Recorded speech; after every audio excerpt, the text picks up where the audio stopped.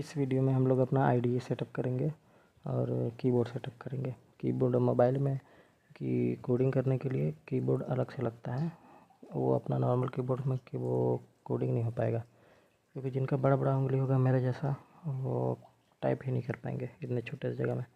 तो अपने को ये वाला आईडीई चाहिए और ये वाला कीबोर्ड चाहिए। प्ले स्टोर से जाके डाउनलोड कर सकते हैं, नहीं तो डिस्क्रिप्शन में लिंक दे दूँगा, वहाँ से जाके डाउनलोड कर लेना।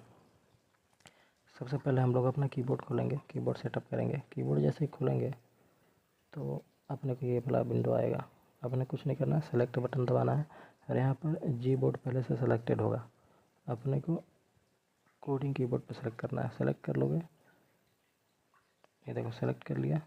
अब अपने को यहाँ एग्जांपल देखने को आ रहा है, देखो ये वाला कीबोर्ड खुल गया, कीबोर्ड वाला। इसमें देख सकते हो नंबर और ये सब कुछ जो कोडिंग में ज़रूरत पड़ेगा, ये सब जो कोडिंग में ज़रूरत पड़ेगा अपने को, ये सब इसमें आ रहा है बटन, ये देखो। इसके बाद अपने को अगर वापस नॉर्मल वाले कीबोर्ड में जाना होगा तो नीचे ऑप्शन आ रहा है ये वाला, इसको अगर दबाएंगे तो अपने को वापस सेलेक्ट करने का ऑप्शन आएगा। ये जी बोर्ड वापस सेलेक्ट कर लेंगे, अपना नॉर्मल कीबोर्ड आ जाएगा। इसके बाद अगर वापस अपना कोडिंग कीबोर्ड सेलेक्ट करेंगे, कोडिंग कीबोर्ड आ जाएगा। तो ये इतना ही था। कीबोर्ड सेटअप हो गया है अपना। अब अपना कीबोर्ड अब सेटअप हो गया है तो वापस चलते हैं। अब डायरेक्ट अपना आईडी खोलेंगे। आईडी जैसे ही खोलेंगे तो अपने को ये वाला पेज तुम लोग को नहीं देखने को मिलेगा, दूसरा पेज आएगा, लेकिन उसी पेज पे थोड़ा देर रुकोगे तो ये वाला पेज आ जाएगा। अब इसको यहाँ पर कुछ नहीं करना है, सीधे ये न्यू CPP प्लस फाइल पे क्लिक करना है। इसके बाद यहाँ फाइल का नाम दे देना। फाइल का नाम कुछ भी दे सकते हो, मैं main1 नाम दे देता हूँ। और ये मेक श्योर करना, मतलब ये ज़रूर ध्यान देना कि यहाँ .cpp सेलेक्ट हो। ये अपने फाइल का एक्सटेंशन है, CPP का एक्सटेंशन होता है। CPP वाले फाइल के एंड में .cpp लगता है, जैसे एप्लीकेशन वाले फाइल के एंड में .apk लगता है, और पाइथन के फाइल में .py लगता है, और उसी तरह CPP के फाइल में C++ के फाइल में .cpp लगता है। तो ये सेलेक्टेड हो, यहाँ फिर क्रिएट का बटन दबा देना है, तुम्हारी फ़ाइल क्रिएट हो जाएगी और तुम्हारी फ़ाइल खुल भी जाएगी। तो देखो यहाँ खुल गई ये फाइल, CPP वाली फाइल .cpp main1 .cpp लिख के आ रही है। यही वाली फ़ाइल बन गई है और खुल भी गई है। तो अपन लोग ने अपना आईडी कीबोर्ड सब सेटअप कर लिया है। अब अपने को कोड लिखना है। तो अब हम लोग कोड का बिल्कुल बेसिक सीखेंगे, 0 लेवल वाला बेसिक्स। तो इसमें सबसे पहले आता है बॉयलर प्लेट। अभी तुम अपने स्क्रीन पे देख रहे होगे कि यहाँ कुछ कोड पहले से ही लिख के आ रहा होगा। ये होता है बॉयलर प्लेट, यानी बेसिक प्लेट। इतना तो तुमको C++ के कोड में पहले से ही मिलेगा, और नहीं भी मिलेगा तो अपने को ये याद कर लेना है। लेकिन याद करने की ज़रूरत नहीं है, वैसे इतना बार हम लोग ये लिखेंगे कि अपने को याद ही हो जाएगा ये। इतना बार हम लोग इस चीज़ को देख लेंगे कि अपने को याद हो जाएगा ये। इसमें अब अपने को समझना है कि इसमें दो चीज़ होता है, एक होता है लोकल स्पेस और एक होता है ग्लोबल स्पेस। ये जो IO stream include IO stream लिखा है, इसके बाद का जो ये इतना बड़ा जगह है, ये ग्लोबल स्पेस है। और ये जो INT मेन लिखा हुआ है, ये ब्रैकेट जो लगा है, इसके बाद का जो ये जगह है, आपको बताता हूँ। ये जो जगह है, ये जगह ग्लोबल स्पेस है और यहाँ लोकल स्पेस है। अपने को यहाँ पर ही कोडिंग करना है। अभी ध्यान मत दो कि ये क्या लिख के आ रहा है। अपने को कुछ नहीं करना, अपने को ये याद रखना है कि ये ग्लोबल स्पेस होता है और ये लोकल स्पेस होता है। और इसको अपन लोग कितना भी बड़ा या कितना भी छोटा कर सकते हैं, और इसको भी हम लोग कितना भी बड़ा और कितना भी छोटा कर सकते हैं।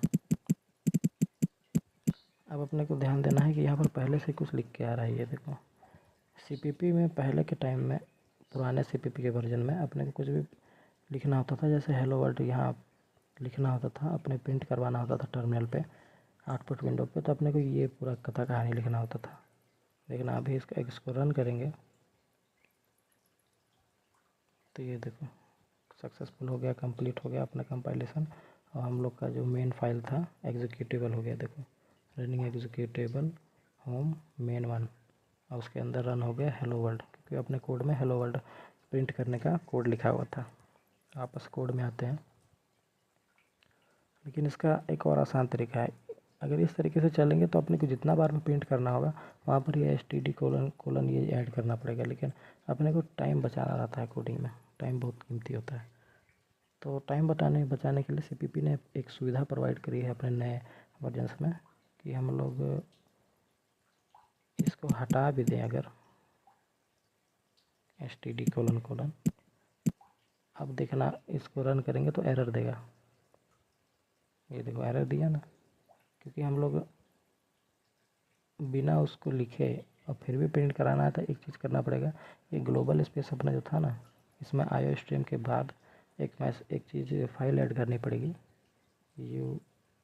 और उसको ऐड करने के लिए नेम स्पेस नाम की फ़ाइल होती है, उसको ऐड करना है।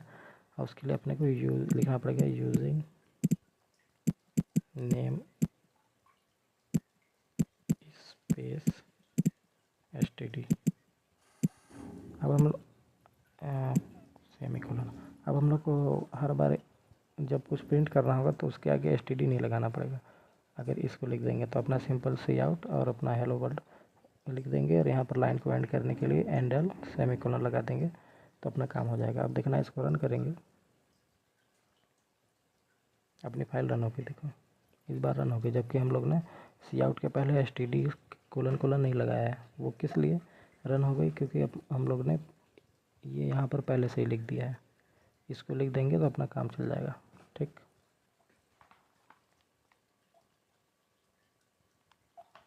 अब आ जाते हैं, जैसे हम लोग ये अपना कोड का स्पेस हो गया पूरा, हम लोग यहाँ कोड करने वाले हैं।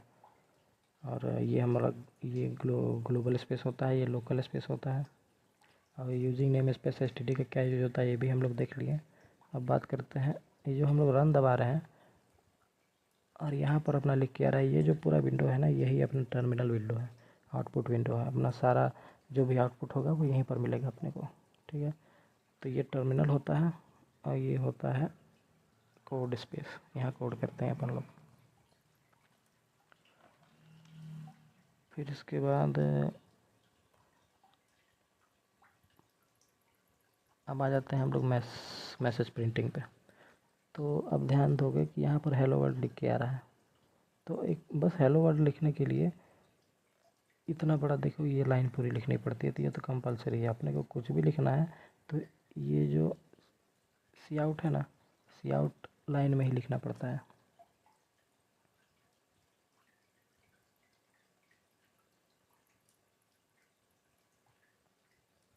अब हम लोग को मान लो कि कुछ बड़ा मैसेज प्रिंट करना है, हेलो वर्ल्ड नहीं, पूरा बड़ा मैसेज प्रिंट करना है। जैसे कि यहाँ पर मान लो अपने को लिखना है my name is Ravi and my roll number is 234। इसको प्रिंट कर देंगे, इसको रन करेंगे। देखो लिख के आ रहा है माई नेम, अरे ये क्या लिख के आ रहा है, वो स्पेलिंग गलत हो गया, वो नीचे दिख रहा था ना। चलो सुधार भी देते हैं इसको, माई नेम, हाँ अब ठीक है। अब देखो अपना मैसेज प्रिंट तो हो गया, लेकिन अटपटा सा लग रहा थोड़ा, या फिर अटपटा नहीं भी लग रहा है। तो अपने को अब नीचे लाइन में प्रिंट करना है। जैसे कि एक लाइन में आना चाहिए माई नेम इज रवि और दूसरी लाइन में आना चाहिए माई रोल नंबर इज 234। इसके लिए अपन लोग को CPP में कुछ स्पेशल कैरेक्टर्स होते हैं, उनका यूज करना पड़ेगा। तो नया लाइन देने के लिए एक स्पेशल कैरेक्टर होता है \n। अगर \n को हम लोग ऐड कर देंगे तो \n के बाद का जितना भी डाटा होगा वो नीचे लाइन में चला जाएगा। एग्जाम्पल देखो, माई नेम इज रवि, यहाँ पर my name is Ravi Singh, इसके बाद का डाटा अपने को नीचे लाइन में चाहिए। तो अपने को क्या करना पड़ेगा, इसके जस्ट बाद \n लगाना है। \n लगा के रन करेंगे तो देखो my name is Ravi Singh, और रवि सिंह के जस्ट बाद हम लोग ने \n लगाया था, तो उसके बाद का डाटा पूरा नीचे आ गया। लेकिन अभी भी थोड़ा अटपटा सा लग रहा है, क्योंकि नीचे ये फालतू का यहाँ पर एक स्पेस आ गया, अपने को ये नहीं चाहिए। वो आया क्यों है, इसलिए आया है क्योंकि यहाँ पर नोटिस करो बैकस्लैश n के बाद एक स्पेस है, और मैंने क्या बोला था, बैकस्लैश n के बाद जितना भी डाटा होगा, चाहे वो लिखा हुआ कुछ डाटा हो गया, नंबर होगा, या फिर खाली स्पेस भी होगा, वो भी प्रिंट हो जाएगा। तो अपने को क्या करना है, बैकस्लैश n के बाद और ये एंड से पहले का जो स्पेस है इसको हटा देना है। ये हटा दिया। अब देखो क्या रन होता है। ये देखो, my name is Ravi Singh and my roll number is 12234। ठीक है, तो ये ऐसे होता है।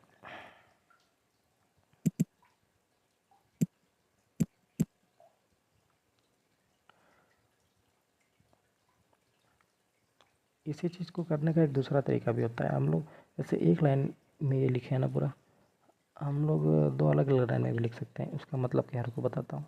जैसे एक लाइन में हम लोग लिख दिए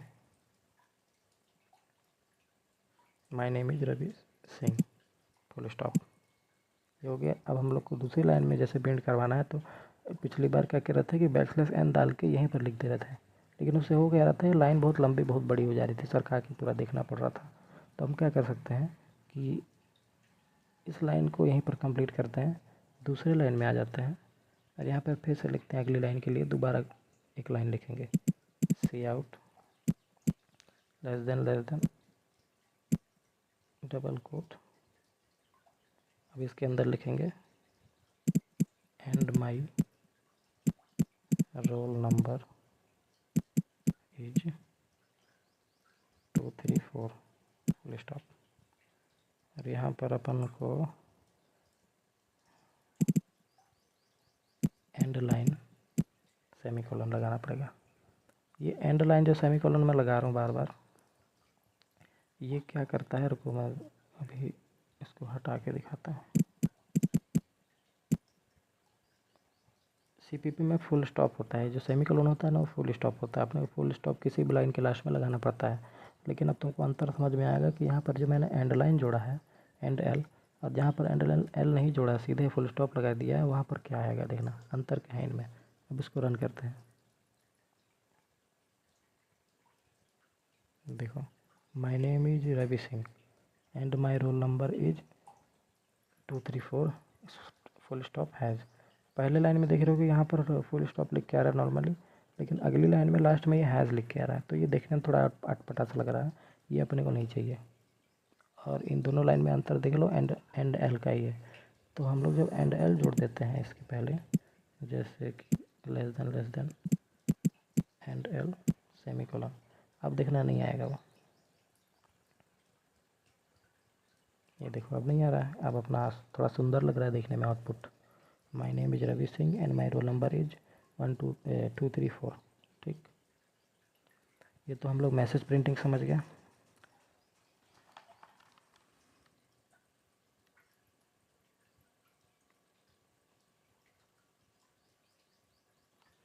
अब समझते हैं कमेंट्स पे।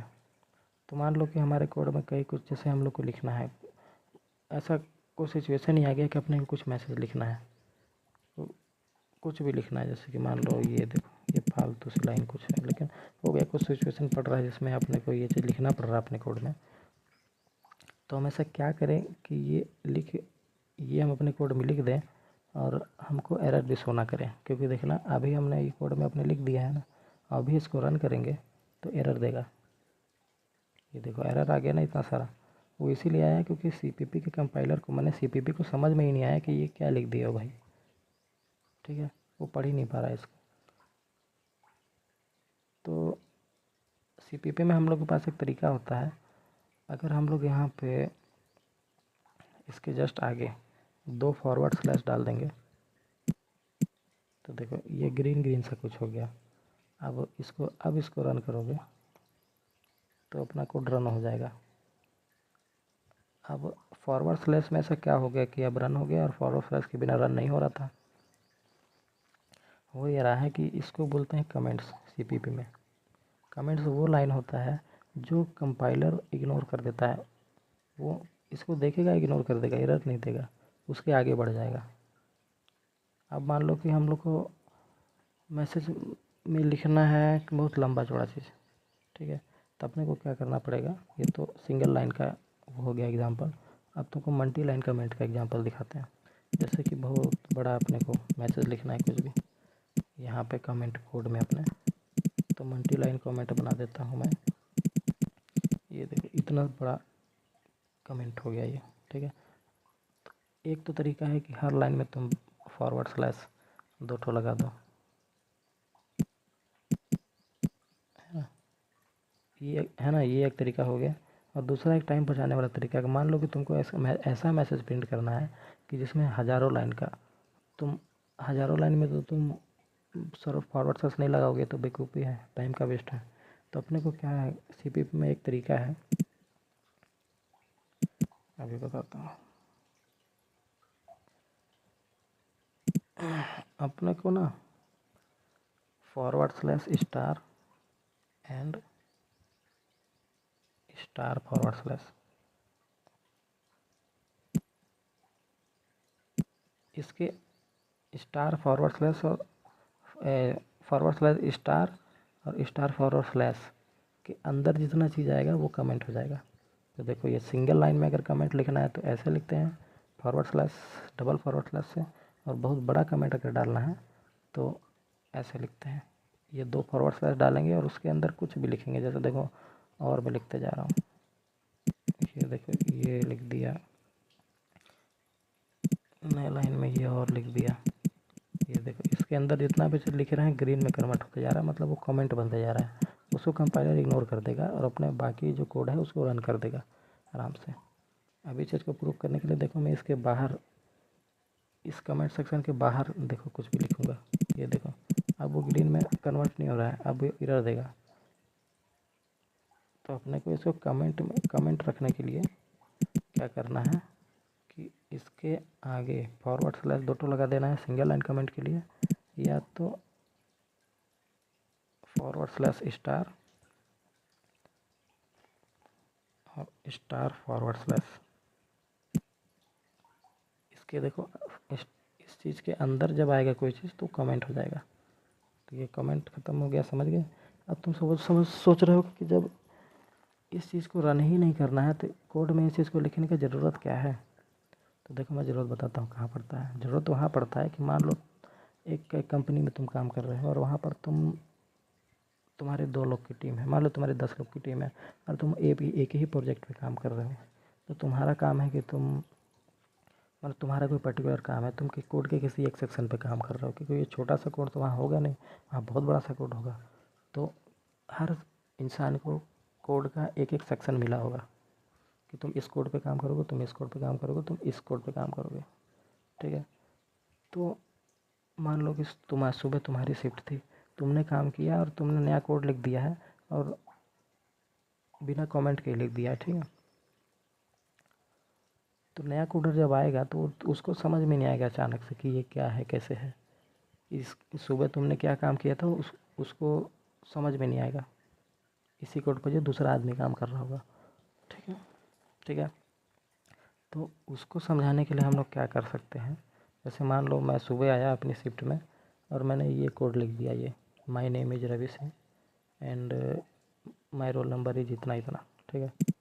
लेकिन नया कोडर आ रहा है तो ये वैसे इतना सिंपल तो नहीं होगा, लेकिन कोड बहुत कॉम्प्लेक्स भी हो जाता है। तो कॉम्प्लेक्स वाले केस में अगर अपने पार्टनर को ये मैसेज इसमें लिख के देना उसको समझ में आ जाए तो अपने यहाँ पे लिख देते हैं कि कमेंट लिख देते हैं कि देखो भाई मैंने ये कोड आज लिखा है, इसको छेड़ छाड़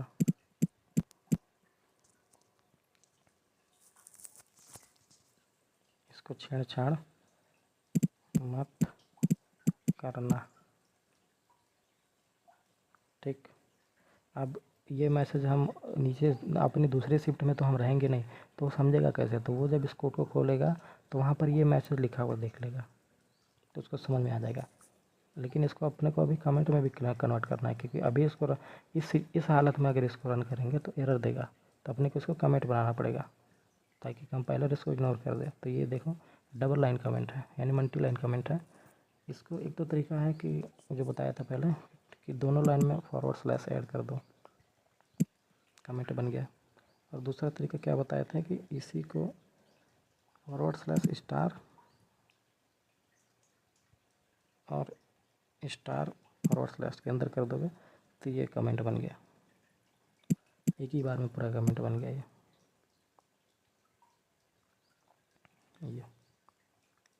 तो ये तरीका होता है और ये कारण होता है।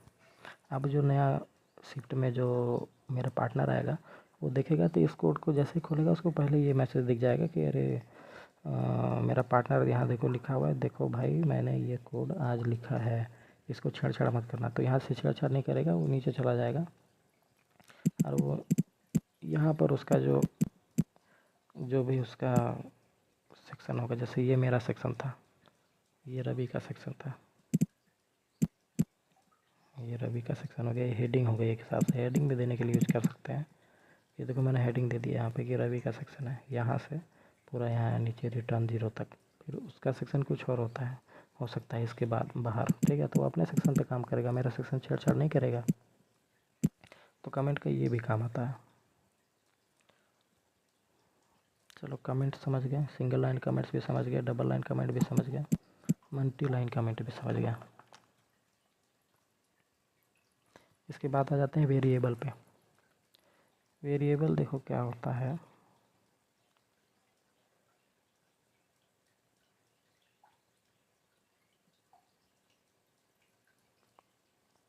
वेरिएबल एक ऐसा चीज़ होता है जिसमें हम लोग अपना वेरिएबल डाटा फीड करते हैं। हम लोग कोड करेंगे तो कोड में डाटा भी तो होगा कुछ, जैसे किसी का डाटा है दो, मान लो इमेजिन करते हैं 3 दोस्तों का डाटा इसमें डाला हुआ है। एक का नाम है रोहन, एक का नाम है रवि, एक का नाम है मनोज। तीनों को आज पॉकेट मनी मिल गया। और ये डाटा यही है कि पॉकेट मनी ही डाटा है, इसमें अपने को ऐड करना है कि किसको कितने पैसे मिले हैं। तो हम लोग इसमें डाटा फीड करते हैं। चलो INT Ravi equal to 500 full stop. INT Manoj equal to 800 full stop. अभी जो INT क्या लिखा हुआ है वो मैं बाद में बताऊंगा, इसके जस्ट बाद बताऊंगा, टेंशन मत लो। INT Rohan equal to 3000। Rohan बहुत अमीर है, ज़्यादा पैसा मिलता है पॉकेट मनी में। ये देखो अपने डाटा ऐड कर दिया है। अब इसको रन करेंगे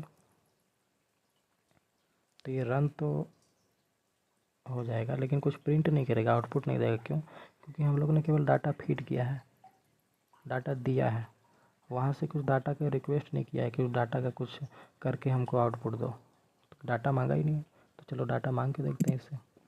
तो हम क्या चाहते हैं कि ये प्रिंट करके मेरे को स्क्रीन पे दिखाए कि किसको कितना डाटा मिला है। तो यहाँ पर प्रिंट करवाने के लिए वही सी आउट लेस देन फिर उसके बाद अपना जो डाटा हम लोग को प्रिंट करवाना है उसको लिख देंगे। तो हम लोग को मान लो कि रवि का पॉकेट मनी प्रिंट करवाना है, तो यहाँ पर लिख देंगे रवि, और वही जो अपना एंड लाइन ऐड करते हैं, एंड लाइन ऐड कर देंगे, फुल स्टॉप डाल देंगे और रन कर देंगे। तो देखो यहाँ रवि का पॉकेट मनी शो हो रहा है 500 रुपये। ये जो इसने क्या, इस लाइन ने क्या किया कि रवि इस लाइन से रवि के लाइन में गया, यानी 10वें लाइन में गया, और यहाँ पर रवि का जो डाटा था पॉकेट मनी वहाँ से उठा के उसको प्रिंट कर दिया। ठीक, अब मान लो कि अपने को रवि का नहीं चाहिए, अपने को मनोज का चाहिए, तो यहाँ पर मनोज लिख देंगे, मनोज। अब प्रिंट करेंगे, अब प्रिंट करेंगे। देखो अब 500 नहीं लिख के आ रहा है, अब 800 लिख के आ रहा है। क्यों? क्योंकि अब यहाँ पे मनोज का डाटा प्रिंट हो रहा है। और मान लो कि अपने को रवि का तीनों का डाटा प्रिंट करवाना है, तो हम ऐसा कर सकते हैं कि यहाँ पर माउस का ही रहने दो। नीचे लाइन में हम लोग एक और लाइन क्रिएट करते हैं, c out less than Ravi and less than end line full stop. और एक डाटा और एक लाइन क्रिएट करते हैं, c out less than Rohan less than end l semi full stop. अब रन करते हैं। देखो अब 800 500 3000 तीनों लाइन में जैसे जैसे ऑर्डर में हम लोग ने लिखा था वैसे वैसे प्रिंट होके आ रहा है। मनोज का 800 प्रिंट होके आ रहा था, रवि का 500 रख के आ रहा था और रोहन का 3000 प्रिंट होके आ रहा था। अब क्या करते हैं, इनका डाटा तो प्रिंट होके आ रहा है लेकिन हमको पता नहीं चल रहा है स्क्रीन पे कि वहाँ ये किसका डाटा है, 500 किसका, ये किसका, वो किसका। जैसे इसको अभी रन करेंगे हम लोग तो यहाँ पर देखो जो आउटपुट में देखेंगे तो 800 यहाँ नहीं दिख के आ रहा है कि 800 क्या है, किसका है। 500 नहीं दिख के आ रहा है किसका पॉकेट मनी है। 3000 नहीं दिख के आ रहा है किसका पॉकेट मनी है। तो अपने को क्या है कि एक मैसेज भी इसके साथ में प्रिंट करना पड़ेगा। तो इसके लिए हम लोग क्या कर सकते हैं कि मनोज के आगे लिख देंगे कि ये मनोज का पॉकेट मनी है, सिंपल। तो हम लोग यहाँ पे सी आउट के बाद एक और फॉरवर्ड स्लैश कहते हैं। सी आउट के पहले सी आउट के बाद मनोज से पहले लिख देंगे एक हेडलाइन या टाइटल डाल देंगे।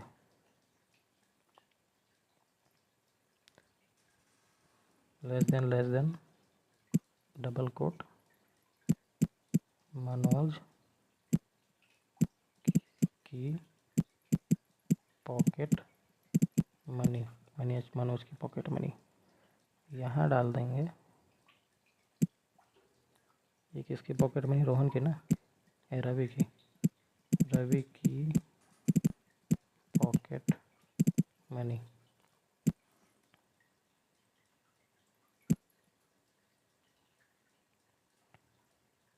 यहाँ पे भी डाल देते हैं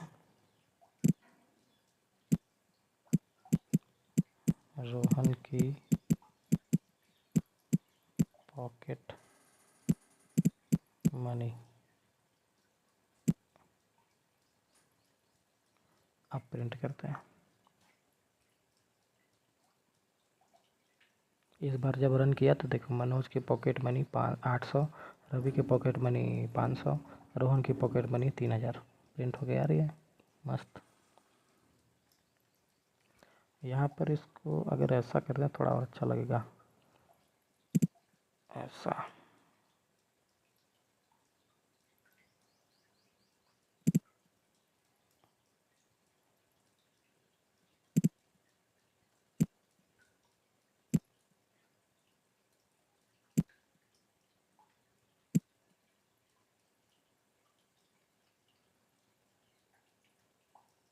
ये देखो अब और देखने में थोड़ा सुंदर सा लग रहा है, सब प्रॉपरली समझ में आ रहा है। मनोज की पॉकेट मनी 800, रवि के पॉकेट मनी 500, रोहन के पॉकेट मनी 3000।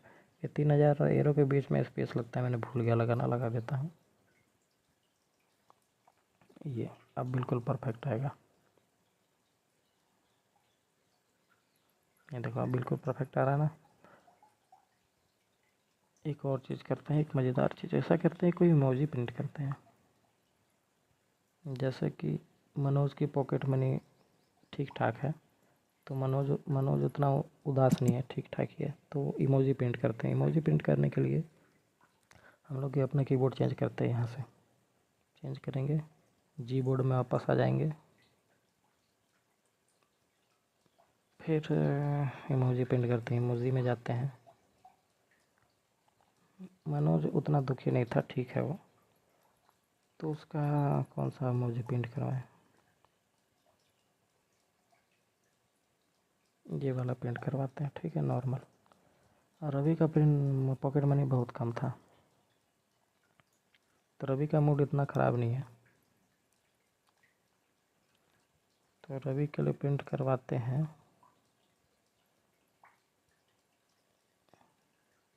रवि के लिए प्रिंट कर रवि का थोड़ा मूड ख़राब था, उसको कम थोड़ा मिला था पॉकेट मनी, उसको कम लग रहा था। इसका मूड थोड़ा ख़राब है, ये वाला उदास है थोड़ा सा, ठीक है। और रोहन का तो बात है, छोड़ दो भाई। रोहन तो इतना अमीर है कि उसको 3,000 भी उसके लिए नॉर्मल बात है, तो वो नॉर्मल है बिल्कुल। तो चलो मूड के हिसाब से पेंट करवा के देखते हैं। ये देखो, ये भी प्रिंट हो गया। मनोज की पॉकेट मनी 800, रवि की पॉकेट मनी 500, रोहन की पॉकेट मनी 3,000। रोहन तो मज़े में चश्मा लगा के मज़ा ले रहा है वो। चलो ये समझ गया, अब आगे चलते हैं। हम लोग कुछ एक्शन परफॉर्म करवाते हैं, ये तो बस प्रिंट करवाना हो गया। अब हम लोग कुछ टास्क परफॉर्म करवाते हैं, टास्क CPP से। हम लोग क्या करेंगे कि रोहन की पॉकेट मनी, मनोज की पॉकेट मनी जोड़ के देखते हैं, और उसको जोड़ के जो आंसर आएगा उसको स्क्रीन पे प्रिंट करवाएंगे। उसके लिए अपने को कुछ नहीं करना है, उसके लिए अपने को और प्रिंटिंग स्टेटमेंट चाहिए, यही सी आउट वाला, सी आउट।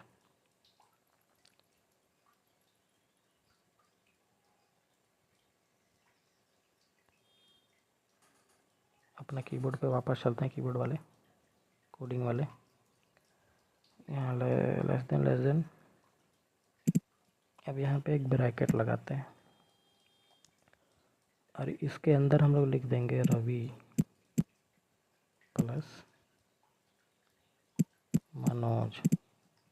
अब ये जो रोहन का मनोज का डाटा है, रवि का डाटा है 500 800, ये जुड़ के आ जाएगा, इस ब्रैकेट के अंदर जुड़ गया है ये। फिर इस प्रिंट स्टेटमेंट को कंप्लीट करते हैं अपने less than end L semicolon से। अब इसको जब प्रिंट करेंगे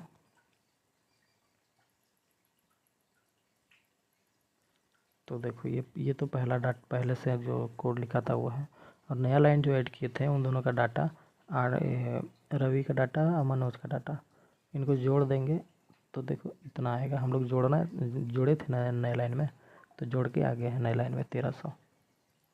लेकिन यार अपने को क्या है कि इस वाले रोहन वाले लाइन के बाद ना एक स्पेस चाहिए।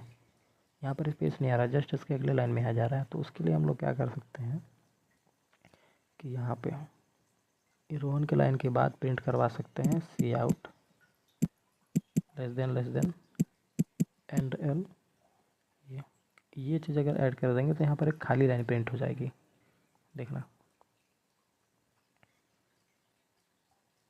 ये देखो, रोहन की लाइन के बाद एक खाली लाइन प्रिंट हो रही है, और उसके बाद अगली लाइन प्रिंट हो रही है जहाँ पर हम लोग ने रवि का और मनोज का डाटा जोड़ा था 1300।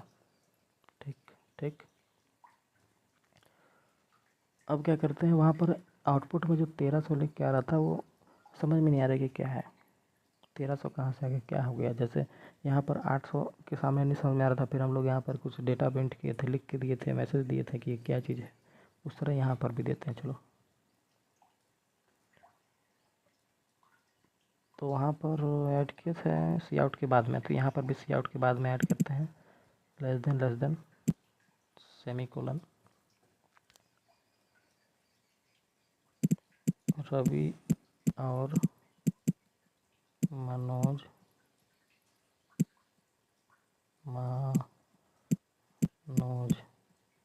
की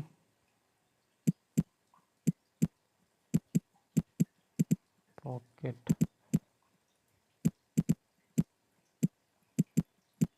मनी, मनोज की पॉकेट मनी, इसको प्रिंट करते हैं।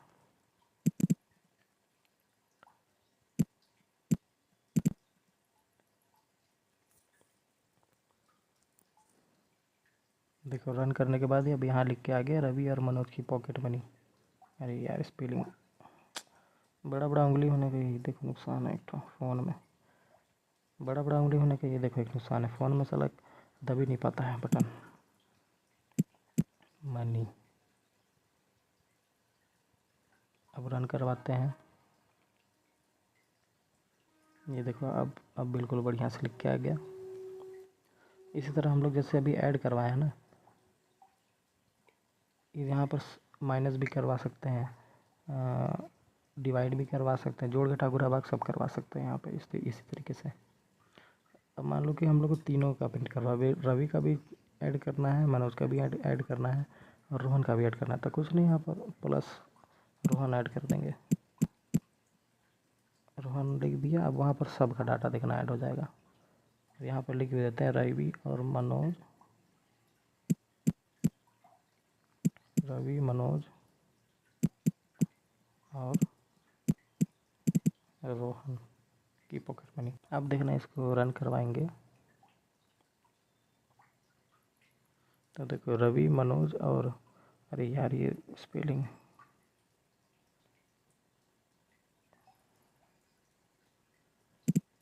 और रोहन की पॉकेट मनी। अब इसको प्रिंट करवाएंगे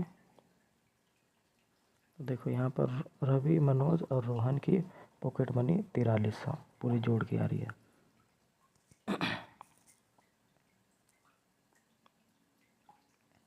तो ये हम लोग ने टास्क परफॉर्म करवाया सीपीपी से। यहाँ पर आप लोग ने डेटा लिया, डेटा को प्रिंट भी करवाया, डेटा के ऊपर टास्क परफॉर्म करके उसका आंसर भी प्रिंट करवाया। ठीक, तो ये था टोटल सीपीपी का 0 लेवल का बेसिक्स। तो देख लेते हैं क्या क्या सीखा। हम लोग ने आईडीई सेटअप किया, फिर बॉयलर प्लेट समझा क्या है, फिर रन किया अपने कोड को, टर्मिनल विंडो समझा कि क्या होता है, आउटपुट विंडो, और using name space STD standard का क्या मतलब होता है, इसका यूज़ क्या है ये समझा। फिर लोकल स्पेस और ग्लोबल स्पेस समझा, फिर सी आउट स्टेटमेंट समझा, बैकस्लैश n का क्या मतलब होता है वो समझा। कमेंट्स क्या होते हैं, कितने टाइप के होते हैं, 2 टाइप के होते हैं, single line comment, multi line comment, ये समझा, वो उसके यूज़ क्या होते हैं ये भी समझा। फिर अपने लोग ने वेरिएबल समझा, वेरिएबल क्या होते हैं। आप जिसको वेरिएबल में थोड़ा डाउट होगा उसको दोबारा समझा देता हूँ। वेरिएबल का क्या मतलब होता है, वर्ड का वेरिएबल मतलब कि वो जो वेरी करता है, वो फिक्स नहीं है, वो कम ज़्यादा हो सकता है। ठीक है, तो जैसे हम लोग ने ये बनाया ना INT रवि, ये INT रवि एक वेरिएबल है, ये जो रवि है वो एक वेरिएबल है। ये रवि एक वेरिएबल है जिसका टाइप है INT का मतलब होता है इंटीजर यानी संख्या। ये रवि जो है ये संख्या अपने अंदर स्टोर करने वाली एक वेरिएबल है। मनोज जो है वो अपने अंदर संख्या स्टोर करने वाला एक डब्बा है जिसका टाइप है इंटीजर। उसी तरह ये रोहन एक वेरिएबल है जो अपने अंदर इंटीजर ऐड सेव करके रख सकता है। अगर यहाँ पर हम लोग अभी चेंज कर देते हैं तो दिखाते हैं, यहाँ पर मान लो हम लोग कैर लिख देते हैं, तो ये कैरेक्टर ये जो कैर होता है वो कैरेक्टर स्टोर करने वाला वेरिएबल होता है। तो रोहन जो है अब इंटीजर स्टोर नहीं करेगा, वेरिएबल कैरेक्टर स्टोर करेगा। कैरेक्टर मतलब ABCD ऐसा कुछ।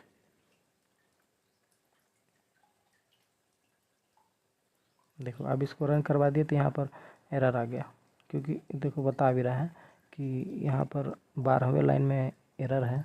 ये रोहन जो है वो हम लोग ने बोला है कि ये कैरेक्टर स्टोर कराएगा, लेकिन हम लोग यहाँ पे एक कैरेक्टर की जगह नंबर डाल दिए हैं, तो ये इसलिए एरर दे रहा है। तो हम लोग क्या करते हैं, नंबर की जगह पे यहाँ पर एक कैरेक्टर डाल देते हैं। कैरेक्टर डाल दिए, जैसे मान लो कि A डाल दिए। इसको रन करवाते हैं। अभी भी ये एरर दे रहा है, क्योंकि इसलिए एरर दे रहा है क्योंकि कैरेक्टर को ऐसा ही नहीं लिख सकते। कैरेक्टर को हम लोग को सिंगल कोट में लिखना पड़ेगा। मेरे को दिखाता हूँ।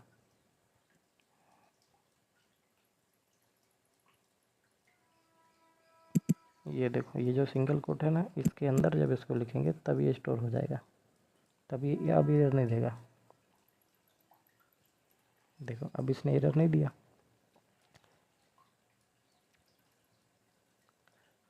तो अपना वापस कोड पे आते हैं। तो अपन लोग ने वेरिएबल समझ लिया। वेरिएबल क्या है, सिंपली एक कंटेनर है जो कुछ डाटा अपने अंदर स्टोर करवाता है, और उस डाटा का कुछ टाइप हो सकता है। तो ये हो गया अपने पास डाटा, ये जो होता है ये पार्ट अपना होता है डाटा, ये होता है वेरिएबल का नेम यानी कंटेनर का नेम, और ये होता है इस कंटेनर का टाइप। इस कंटेनर का टाइप ये हो गया, नाम ये हो गया, और इस कंटेनर में जो डाटा है वो ये हो गया। दोबारा से रिपीट करता हूँ, इस कंटेनर का जो टाइप है वो इधर लिखा जाता है। कंटेनर का टाइप INT इंटीजर, और कंटेनर का नाम हो गया ये रवि, मनोज और रोहन, और कंटेनर के अंदर जो डाटा है वो ये हो गया 500, 800, ये 3000, या फिर ये कैरेक्टर A। ठीक है, अपन वेरिएबल भी क्लियर हो गया। तो ठीक है, आज के सारे 0 लेवल के बेसिक्स कंप्लीट हो गए हैं। इस वीडियो को मैं जान रहा हूँ ये वीडियो अभी तुमको सही से समझ में नहीं आया होगा, और इसको किसी भी वीडियो ट्यूटोरियल को समझने का तुमको एक सही आसान तरीका बता देता हूँ कि ट्यूटोरियल से सीखने का तरीका एक्चुअल में होता क्या है। देखो, ट्यूटोरियल अगर कोई रिकॉर्ड करके तुम कहीं देख रहे हो तो तुम्हारे अंदर इतनी, मतलब तुमको ये कमांड मिल जाता है कि तुम अपने हिसाब से कहीं भी वीडियो को पॉज करके अपना काम कर सकते हो। पूरा कंट्रोल तुम्हारे ऊपर आ जाता है वीडियो का। तो तुम इसका सही से उपयोग करने के लिए ये कर सकते हो कि एक बार पहले ही कॉपी पेन लेके मत बैठ जाओ कि नोट्स लिखूंगा फिर उसको इम्प्लीमेंट करूंगा वीडियो देखते देखते। इस तरीके से तुम्हारा जो फोकस होगा वो 36 तरफ भटक जाएगा। तो तुमको करना क्या है कि इस वीडियो को पहले तो चलने दो और पूरा वीडियो एक बार में देख लो, जैसे कि तुमने अभी पूरा वीडियो एक बार में देखा, या फिर तुम कॉपी पेन लेके नोट्स भी लिख रहे होगे। तो अगली बार से ये गलती ना हो इसलिए बता देता हूँ कि ट्यूटोरियल देखने का सही तरीका ये होता है कि एक बार उस पूरे वीडियो को तुम देखो, जैसे ऐसे सुनो जैसे कि कोई कहानी सुना रहा है। चुपचाप बैठ के देखो और इमेजिन करो कि जो जो कोड में हो रहा है उस चीज़ को समझो, इमेजिन करो अपने दिमाग में। फिर एक बार उस वीडियो को तुम देख लोगे तो कुछ कुछ तुम्हारे दिमाग में क्लियरिटी आ जाएगा उस टॉपिक को रिलेटेड। फिर तुमको क्या करना है, उस वीडियो को स्टार्टिंग से दोबारा लगाना है, दोबारा उस वीडियो को देखना है। लेकिन इस बार क्या करना है, इस बार तुमको अपने दिमाग में पहले से ये चीज़ सोच के रखना है दिमाग में कि अरे हाँ, इसके बाद अब ये करने वाला है, इसके बाद अब ये हो जाएगा, क्योंकि तुमने पहले एक बार इस वीडियो को देख रखा है कि इसमें क्या होने वाला है आगे। तो तुम्हारा दिमाग उस चीज़ को दोबारा याद करेगा और इस बार अच्छी तरीके से समझ पाएगा। और इस बार भी तुमको इस वीडियो को पूरा देख लेना है। 2 बार इस वीडियो को चुपचाप बिना कुछ किए देखना है। आधा 70% नॉलेज तुमको ऐसे ही हो जाएगा, क्लैरिटी ऐसी हो जाएगी टॉपिक के बारे में। इसके बाद तीसरी बार तिबारा इस वीडियो को लगाना है, और इस बार जैसे ही मैं कोई टास्क जैसे इसमें करने वाला हूँ, कुछ प्रिंट करने वाला हूँ, तो वहाँ पर तुमको वीडियो को पॉज कर देना है। उसके बाद तुमको उस चीज़ पे एक्सपेरिमेंट करना है। जैसे मान लो यहाँ पर मैं अभी बोलने वाला हूँ वीडियो में कि मुझे यहाँ पर देखो सी आउट प्रिंट करना है या फिर कोई डाटा को ऐड करना है, तो इसी समय पर इस वीडियो को पॉज करो और तुम उस डाटा को ऐड करके देखो मेरे करने से पहले वीडियो में। और फिर तुम जब कर लोगे उसको रन करके देखना, तुम्हारा जो आउटपुट होगा और मेरा वीडियो में मेरा जो आउटपुट होगा उसको कंपेयर करके देखना। तो ऐसे करोगे तो एक वीडियो का पूरा नॉलेज जो होगा, ऑलमोस्ट पूरा नॉलेज तुमको एक ही बार में समझ में आ जाएगा। तो ये होता है ट्यूटोरियल देखने का असली तरीका, कि 2 बार उस वीडियो को कथा कहानी जैसे पूरा देखना है, सुनना है। तीसरी बार में कॉपी पेन लेके नोट्स बनाना है और इसको प्रैक्टिकली करके देखना है, वीडियो को पॉज करके, और अपना रिजल्ट और मेरे रिजल्ट को मिला के देखना है। ठीक है, तो इस वीडियो में आप लोग ने CPP का 0 लेवल बेसिक्स कंप्लीट कर लिया है। इसके बाद हम लोग ऑपरेटर्स पढ़ेंगे। ऑपरेटर्स का तुमको थोड़ा नॉलेज दे देता हूँ। ऑपरेटर्स कुछ नहीं है, जो अर्थमेटिकल ऑपरेटर्स होते हैं ना, प्लस माइनस डिवाइड मल्टीप्लिकेशन, ये सब हम लोग पढ़ेंगे। और नेक्स्ट वीडियो में हम लोग अपना कैलकुलेटर भी बनाएंगे, फुल फ्लेज कैलकुलेटर, जो हम लोग से नंबर लेगा, उन नंबर को हम लोग के हिसाब से जोड़ेगा, घटाएगा, गुणा भाग करेगा, हम लोग को आउटपुट निकाल के देगा। पूरा जो कैलकुलेटर का पार्ट काम होता है ना, वो हम लोग CPP में, मान लो अगले वीडियो में हम लोग एक कैलकुलेटर बनाने वाले हैं, कैलकुलेटर का कोड करने वाले हैं, कैलकुलेटर का पूरा कोड लिखने वाले हैं CPP में। ठीक है, तो वीडियो को एंड करते हैं, नेक्स्ट वीडियो में मिलते हैं। और पुराना इस सीरीज़ को जो शुरू से नहीं देख रहा होगा, रिक्वेस्ट करूँगा कि वो शुरू से इस सीरीज़ को देखें। अभी स्क्रीन पे वीडियो दिख रही होगी, शो हो रही होगी, वहाँ पर क्लिक करके स्टार्टिंग वाले वीडियो में जा सकते हैं।